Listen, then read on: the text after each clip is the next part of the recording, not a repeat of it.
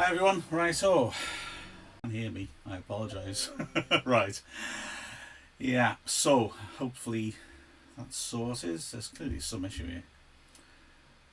Yeah, defeat, so, real disappointment. Hi Tom. Uh, yeah, lost in disappointing manner, possible goal, foul on the goal, although I don't want to push that too much. Um, the injuries, Thomas Ponticelli, then Vassal, worrying, disappointing. And in some ways, one of the most disappointing things is the fact that we started so well. After 16 minutes, I'm getting that familiar sinking feeling of we look brilliant, but we haven't scored yet. You just got the feeling if we'd hit the goal early, we'd have been, you know, we'd have been all right. So games like this are when I feel like just going and mowing my lawn. I can hear next door mowing their lawn actually. So maybe they were watching it too. Yeah, it was just one of those, wasn't it? If we hadn't conceded a point decent, and then we concede. It was just. But seeing the players, I was panicking. I was when Hall Johnson went down injured, when Wotton took out French right on half time, when Lainton was holding his hand. I mean, holding his own hand because it was injured. Drove me mad. Jeff Lang, great start, but if the manager can't trust Jarvis, would rather use sideways Durrell. What's the point of him being there? I don't totally agree, Jeff. I do think we could have used Jarvis sooner. I concur with that, and it'll be interesting to see what happens around the whole injuries up front situation now. Because when Ponticelli went off, we went back to more of that box midfield that we played last season, effectively at the end of last season, when we had Hooper up front, a similar player to Angus, and Jarvis and Keeler Dunn either side as the two wide attacking ones. And I agree that Jarvis might well be the player to make that formation work if we are stuck with one striker now for any length of time. I don't agree what you're saying about Durrell. I don't think he's a sideways player. I think he does look to get the ball forwards. And in the second half, we clearly pushed Durrell up a bit more so that he was supporting the striker. And he did have that decent effort that was deflected just wide. So, yeah, but the problem is, do we have any obvious player who can play alongside Angus? Because just the loss of Thomas and Ponticelli showed in the way the game changed, the way that when we went long, it was coming straight back at us. That was a real shame. So there are issues there. I think that, yeah, if we're going to keep playing the box midfield, Jarvis is the man to use. Ponticelli, of course, how bad is his injury? I know the commentators on BT Sport said he'd done his hamstring. Well, I want to wait and see about that. Commentators on BT Sport said a lot of things, didn't they? Which weren't right. Ponticelli, about 7 minutes earlier, was hit in the box. He wanted a penalty, I think. No one else joined in the appeal, and the replay wasn't shown. And he seemed to be struggling after that to me for a bit. So although he pulled up and they said, oh, that's a hamstring, I wonder. And again, if any of you have any medical experience, please help me out here. Do you know, the physio comes on and is immediately flexing his knee up and down. Do you do that with a hamstring? I thought not. Hopefully it's a knock, and I don't know, having another game in a couple of days doesn't help, but hopefully he'll be back soon. But who knows? I mean, we've been very unfortunate here with injuries. John Davis, heartbreaker. I wasn't expecting anything much this season, but to get what feels so close again is gut-wrenching. Huge summer now, bulk up the squad and win it next year. Don't give up, John. Don't give up. Don't give up. Look, Ponticelli looks sharp, I thought. Alongside Angus, they linked together really well, and I was thinking, okay, that's great. It's just the thing is, we've got an issue with with them being the only two strikers. Well, an issue which after 28 minutes a day became very apparent.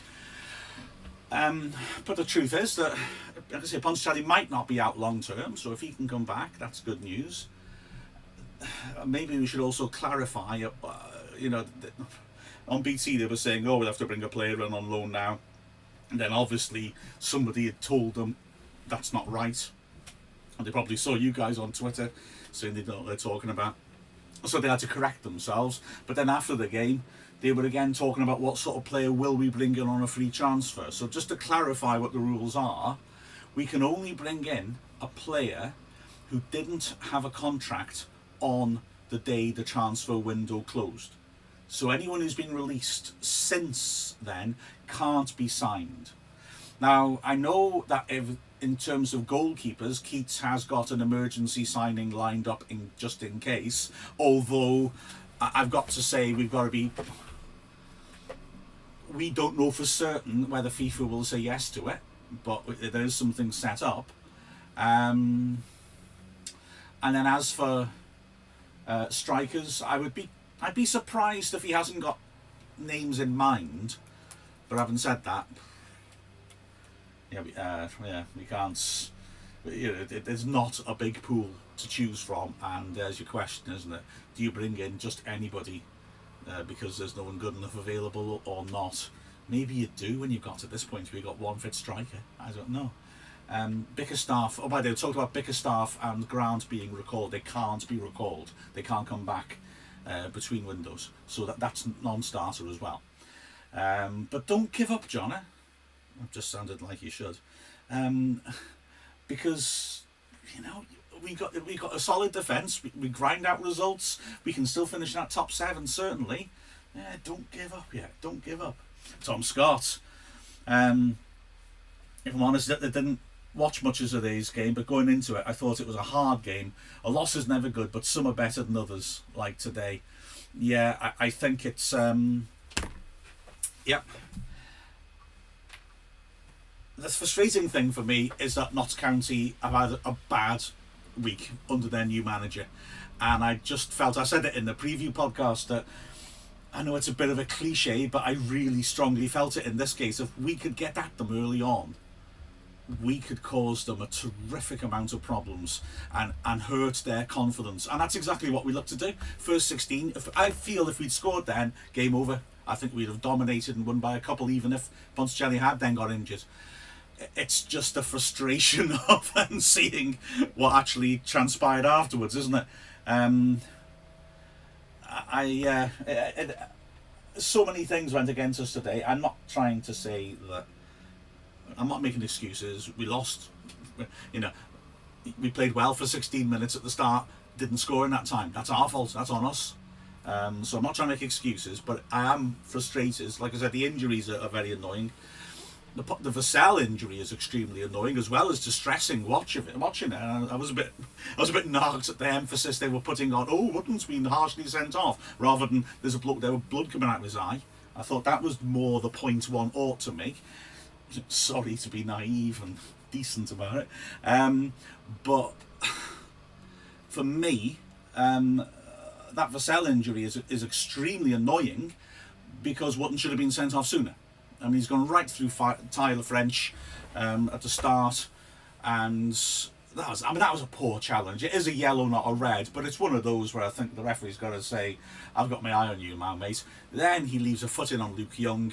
That's your second yellow, as a straightforward second yellow, so Wotton should have been off at that point. He then jumped and elbowed Pearson in the face. Maybe Pearson made a bit of a drama of it, knowing the situation, but, I mean, can I ask the question, Rev? How many final warnings do you want? So he lets him go on to LAN, and then he could have done terrible damage to Vassell. We don't know. I hope not.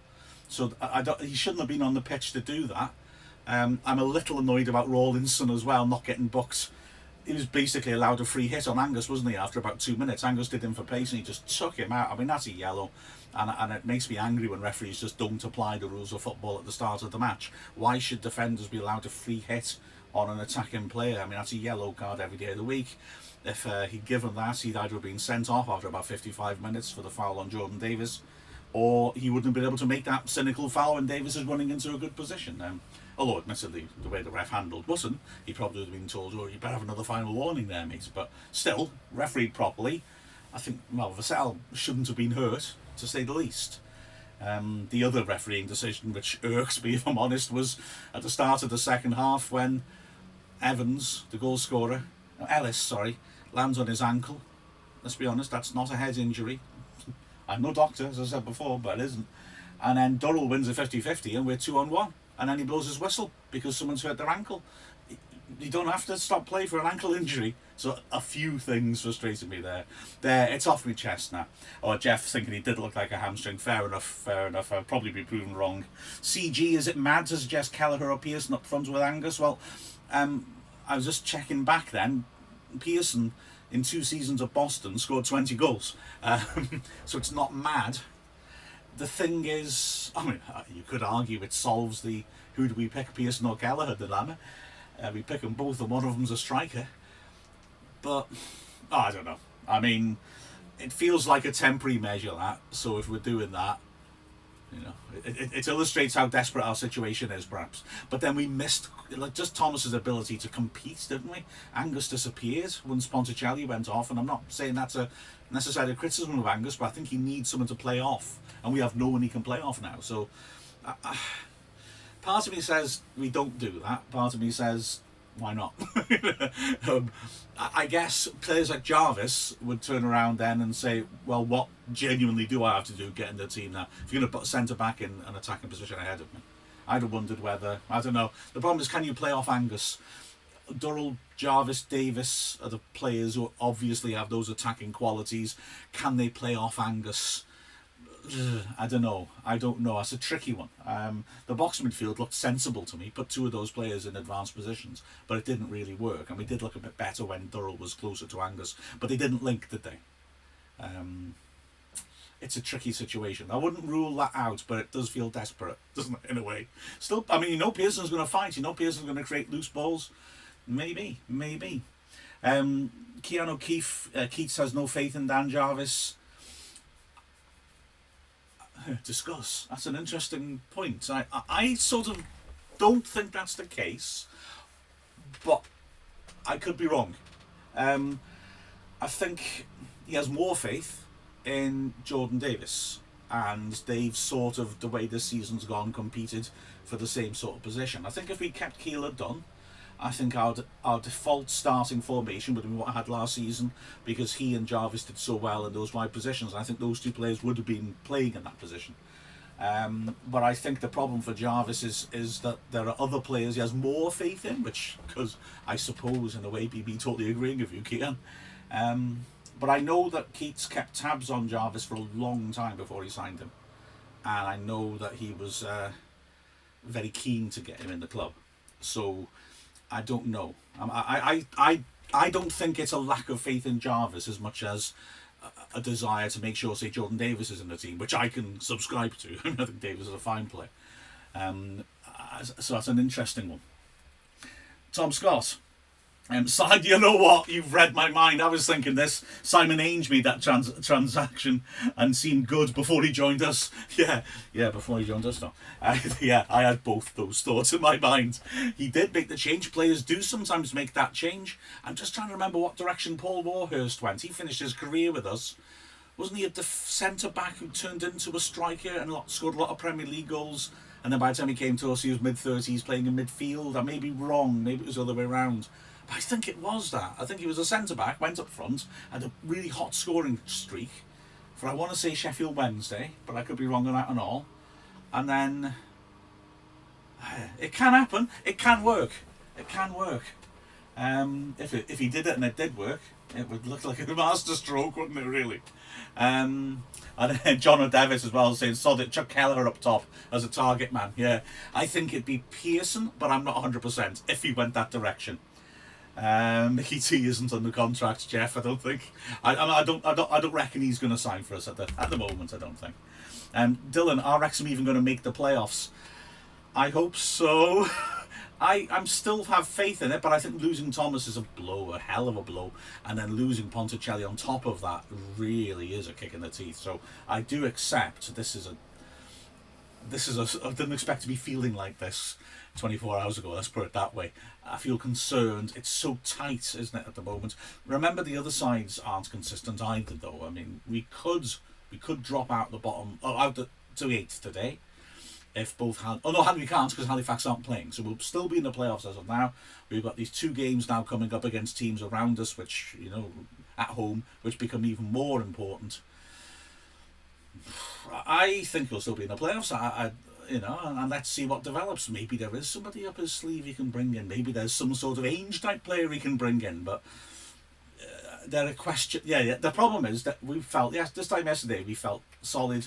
We knew what we were about. We knew what we were doing well, and we had confidence. And now we're in a position of doubt. But you employ a manager to try and find solutions to these situations. So, can he find a solution to it? Is Ponticelli not as badly hurt as we might have feared? If he's just missing for a week or so, that puts a totally different complexion. Like I said, I think the Angus Ponticelli link-up was excellent. I thought it was really promising. Something we haven't really seen all that much of. Right, Barry Lloyd. We're treated unfairly by this league because we're the only team who can't go out and get loan players to cover our injuries. 100% agree that it's unfair.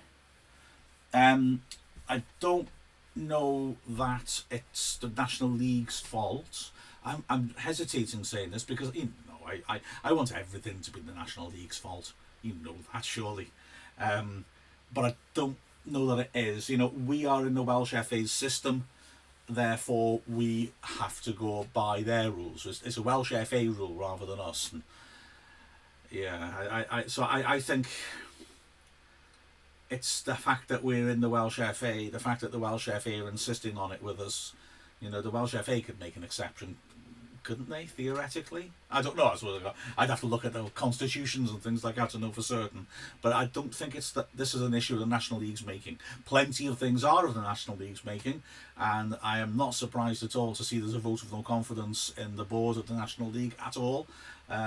It's a vote that surely they will survive, because you have to get 75% to vote to get rid of them, and at least a couple of the board's made up of members, so at least two of whom are in the top division, which means you get a full vote. So essentially it's very hard to get 75%, so they'll win, I think, the vote of no confidence. But I think they're very, very poor in their governance and transparency in all sorts of ways. I don't think this is one that we can hit them with, I think.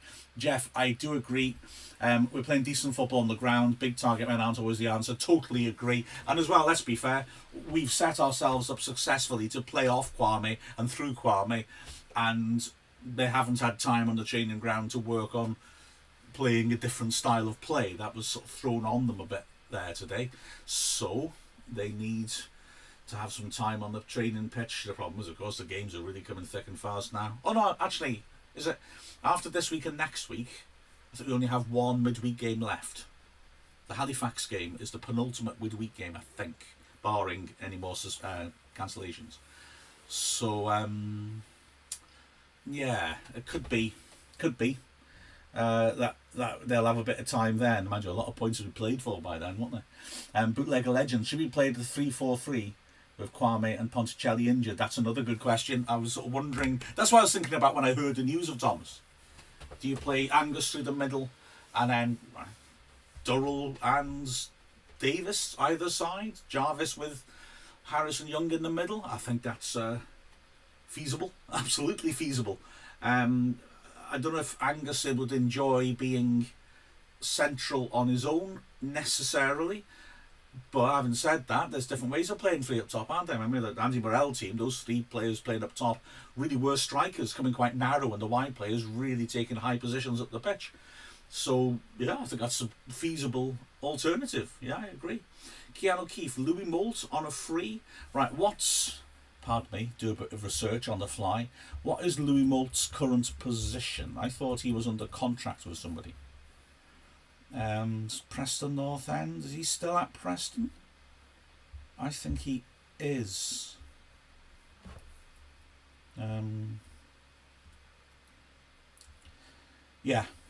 Lancashire Post here from the 30th of March. It's nearly time for the return of Louis Moult, near the end of a 19-month injury layoff. So we can't. He's under contract. Remember, the really frustrating thing, it's not just that we can't sign players, we can't bring free transfers in unless they were available on a free transfer, i.e. out of contract at the start of this window. So even if Preston decided to release him so we could have him, which would be a remarkable act of charity, quite frankly, we wouldn't be able to buy him anyway because he wasn't out of contract at the start of the window, I'm afraid. Stephen Gornell, Paul Warhurst is what I'm saying. Yes, Sheffield Wednesday. Yeah, so that's what I was thinking. Yeah, absolutely. Day out with Chris. What a lovely thought. I watched Sightseers the other night, the Alice Lowe film. That's put me off days out, if I'm honest with you. Wrexham should have had a penalty at Notts County. Yes, I agree. Hang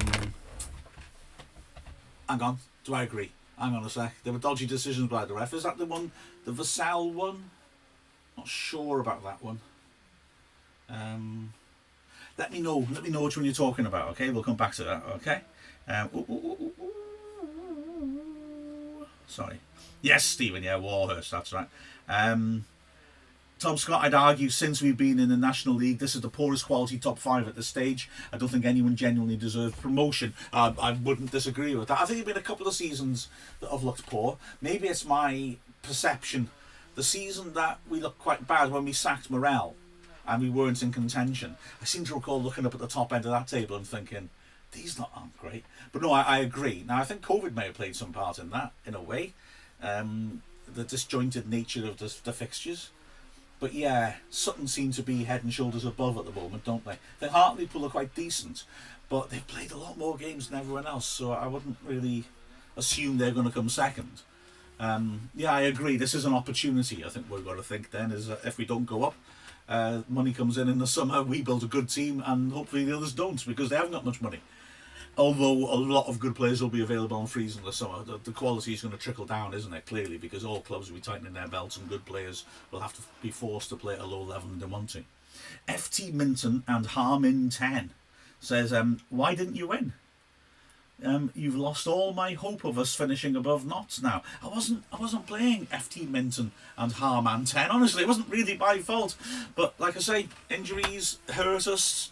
It was just one of those frustrating things. Missed early chances. Day out with Chris. If Keats goes, we should have Darren Ferguson as manager. I think we've seen already that the owners are looking at recruiting people, researching rather than looking at going back to old characters, as the old characters.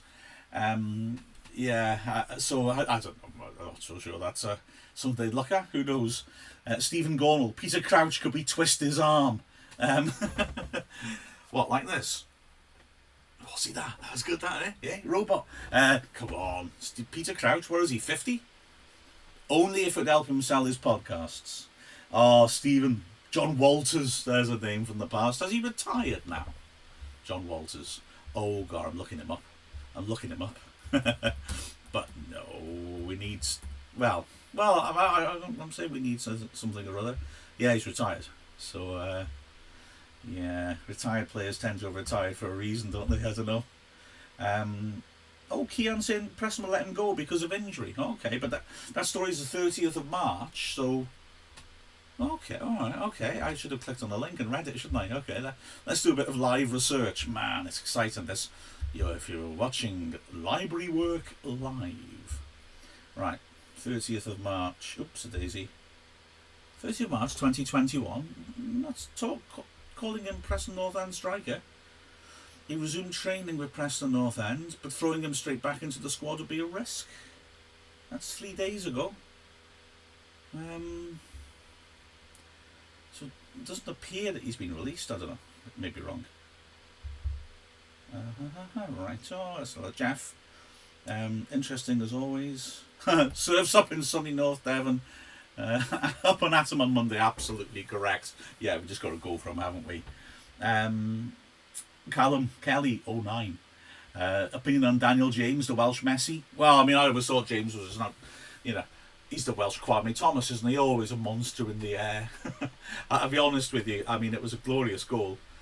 My first thought about this is it's about Gareth Bale more than James. In a way, that the quality of that cross was just terrifying, wasn't it? But fair play. I mean, James always had quality, and I think he's suffered from that classic sort of, I don't know. I feel like it's British, although the Australians call it tall poppy syndrome. So maybe it's all human nature. That attitude of exaggerate how good someone is, then exaggerate how bad they are. You know, everybody was going prematurely nuts about James when he was a very promising young lad at Swansea, and I think he's got a lot going for him. He gets a big move to United and gets thrown in the team, and I don't think he was quite ready for that yet. So everybody then says, "Oh, he's rubbish after all," and now he seems to be just settling in a bit. You know, I mean, a year on and a bit on, he's actually had a chance to develop. You know, I think he's a quality player. He's neither as amazing as people tried to say he was, well, he could become it, or as awful as people tried to say he was. But I'm glad he's Welsh, put it that way. Lee B, what promising youngsters do we have at the club who can come into the first 11 as cover? Can't believe BT debated Wotton's second yellow, clear elbow. Yeah, I think that... Can I say about Wotton firstly? I thought that the one he left in on Luke Young was a definite second yellow anyway, and as I said at the start, he shouldn't have been on the pitch to hit Vassell like that. The one on Vassell, I mean, there was a little bit of me thinking, I don't know, I'm not sure that whether it's a yellow or not. I'll be honest with you. But having said that, the rules say that if you endanger another opponent, it's a red card if you endanger another opponent, and you're clearly endangering them if you cause the sort of damage Vassell had. So a second yellow maybe. The other thing I couldn't understand about their commentary was the Jay Harris handball. Looking at all those replays again and again and again, I'm really not convinced at all that it was a handball. It's interesting at half time there's the exact opposite from the commentary team. Adam Virgo's argument, I'm not trying to knock Adam Virgo, but his argument seemed to be, oh, his arm was up. Yeah, okay, we can have your arm up. If the ball doesn't hit your arm, it's not a handball. He didn't say, look at it, hit his arm, just his arm's up. He jumped and his arm was up. Well, if the ball doesn't hit my arm, it's not handball, mate. So I wasn't convinced by that. There's one angle that makes it look like it might have been headed onto his arm and then onto Harris's head. But the other angles, I can't see any involvement of the arm. And the referee's got to make a call on what you see. So I think I'd be bouncing if you give him the penalty for that, to be honest with you. Lee also said, what promising youngsters do we have at the club? Well, you see, there's the problem. The youth team's not been playing this season. So it's quite hard to ascertain, and sadly, and it's not just us obviously, lots of young lads have missed out on a year of experience, and I think that's why we took the gamble of sending Bickerstaff out on loan as well as Cleworth and Shachapaniak. We knew we couldn't recall them. Yusuf had left before Bickerstaff left. It was a call, you know, maybe we should have held on to him, I accept, but they don't get games if they don't go out on loan. So it's hard to judge how well youth players have developed. We've lost quite a few of that good youth team from last year as well, haven't we? Players like Callum Huxley have gone. But Bickerstaff would be the obvious striker who from that youth team of last year who are actually playing. And I don't know. I can reach out and ask questions because there are people I can ask. But I don't know. He's not scared of bringing in lads, is he? Young players. But I haven't been any young strikers near the squad at the moment, have there? Yeah. Tom Scott, I can't be the only one who keeps confusing Darren Ferguson and Duncan Ferguson. Oh, you absolutely are not. I get Sarah Ferguson, Sheila Ferguson, and Ferguson Massey tractors mixed up as well, sometimes with horrific consequences. Big boys with big ears. Lee, can Young play up front? If he could, if he could, probably as we lose what he gives in midfield, I wouldn't have thought so. I don't see those attributes myself. He scores goals, doesn't he? But he scores goals by coming from deeper positions and hitting the ball. So I wouldn't have thought so.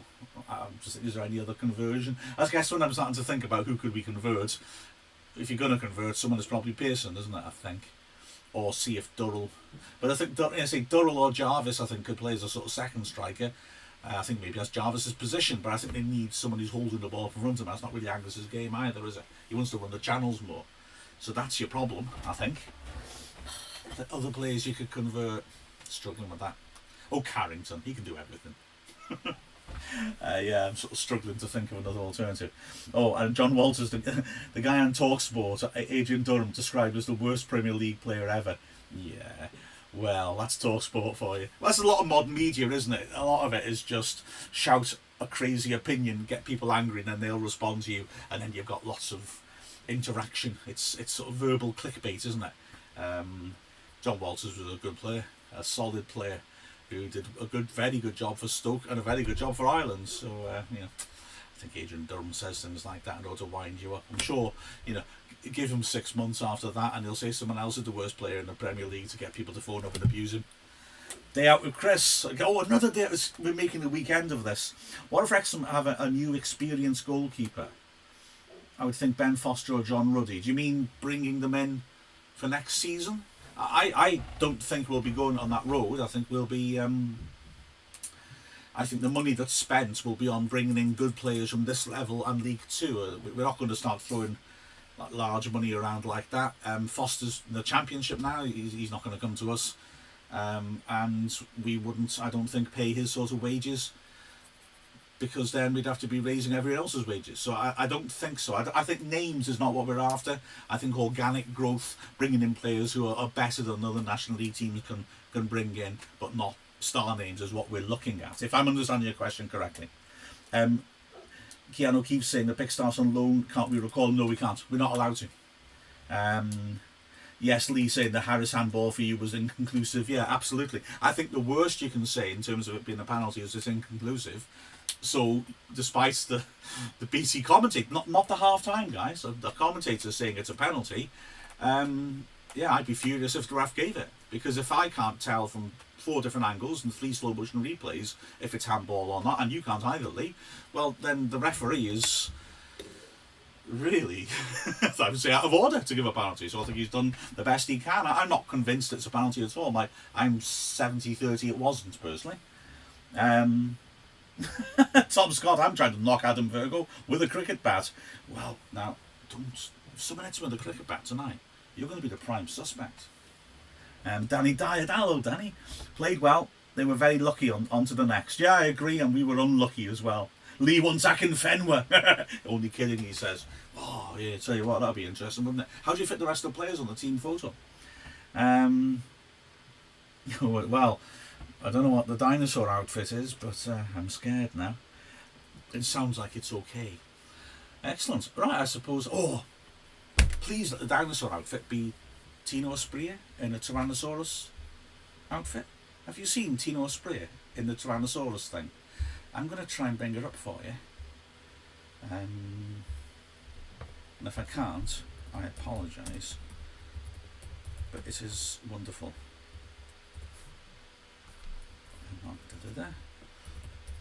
Remember Tino Asprilla? Those of you who are ancient like me. Glorious. Oh yeah, a fantastic striker who played for Newcastle United. Right, let's see if I can set this up so it'll actually play it. Bear with me 1 second. This will be a beautiful conclusion, won't it? Video capture device. Should I play that one or no? Window capture. I'll go for. Yeah, there he is, and I'm going to go for... Sorry, just talking to myself. Right, I hope that this will play for you, because if it does, you're about to see one of the most magnificent things in your lives. And if it doesn't, and it doesn't look like it is, oh, hang on, I need to press play now. There's my flaw in my thinking. Okay, let's get past the advert. And here is the famous... coming up in a second. Tino Asprilla is a dinosaur video. Sorry chaps, just have to move this back a bit because it's going all weird, isn't it? That's a bit better. So is there there must be an easy way to play a video in video on a stream. I reckon what I'm doing here is a concerted effort by Chester to make people switch off our stream.